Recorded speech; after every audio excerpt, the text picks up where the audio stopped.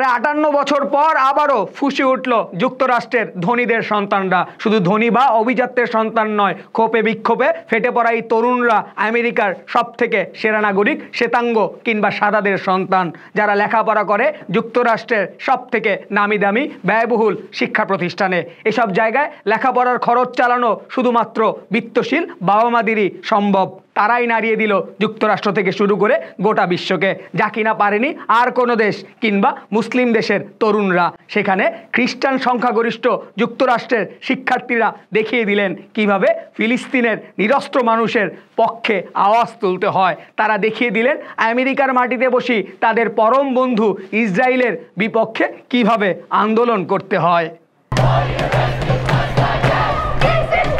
দশকের পর দশক ধরে ইসরায়েল জোর করে ফিলিস্তিনিদের ভূখণ্ড ছিনিয়ে নিয়েছে, প্রতিনিয়ত হত্যা করেছে নিরীহ মুসলিম ফিলিস্তিনিদের। সেই দখলদারদের বিরুদ্ধে এতটা ক্ষোভ বিক্ষোভ কখনো হয়নি এর আগে বিশ্বের কোনো দেশে। তার মধ্যে ইসরায়েলের পরম বন্ধু যুক্তরাষ্ট্রের মাটিতে এমন রণক্ষেত্র কখনোই দেখেনি গোটা বিশ্ব।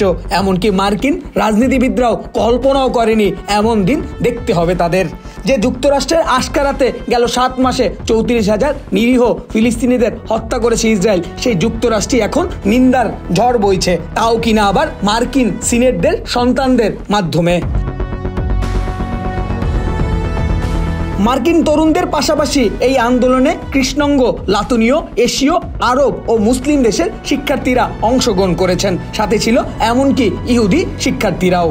ভিয়েতনামের পর যুক্তরাষ্ট্রের হামলার প্রতিবাদে 58 বছর আগে যুক্তরাষ্ট্রের যে দামি বিশ্ববিদ্যালয় কলম্বিয়া থেকে শুরু হয়েছিল বিক্ষোভ, এতগুলো বছর পরেও ঠিক সেই বিশ্ববিদ্যালয় থেকে 17 এপ্রিল শুরু হয় আন্দোলন।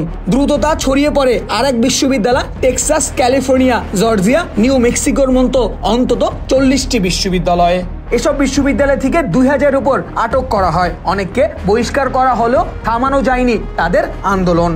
রাষ্ট্র প্রশাসনের রক্তচক্ষু রসনালে চলছে যুক্তরাষ্ট্রের শিক্ষার্থীদের আন্দোলন। তাদের দাবি যুক্তরাষ্ট্র বিশ্ববিদ্যালয়ের সাথে ইসরায়েলের সকল চুক্তি বন্ধ করতে হবে, এমনকি বিশ্ববিদ্যালয়গুলো যুক্তরাষ্ট্রের অস্ত্র বানাতে সাহায্যকারী প্রতিষ্ঠান যারা ইসরায়েলকে সাহায্য করছে তাদেরও বন্ধ করে দিতে হবে। এই ক্ষোভ বিক্ষোভ ইঙ্গিত দিচ্ছে যুক্তরাষ্ট্রের আগামী দিনের তরুণরা ইহুদিদের বিশ্বাস করে না। মূলধারার পশ্চিমা গণমাধ্যমের প্রতিও তাদের কোনো আস্থা নেই, যারা ইসরায়েল সমর্থনে খবর প্রচার করে। তারা বিশ্বাস করে নিরীহ ফিলিস্তিনিদের হত্যা করে তাদের মুছে দিতে চায় দুনিয়া থেকে। বলা হচ্ছে মার্কিন এই তরুণরা তাদের পূর্বসূরীদের মতো অন্ধ নয়, তারা সত্যকে পরিষ্কার করে দেখতে পাচ্ছে, নিজেদের স্বাধীন মত প্রকাশও করতে পারছে। শাওন খান, এই সময় ডেস্ক রিপোর্ট।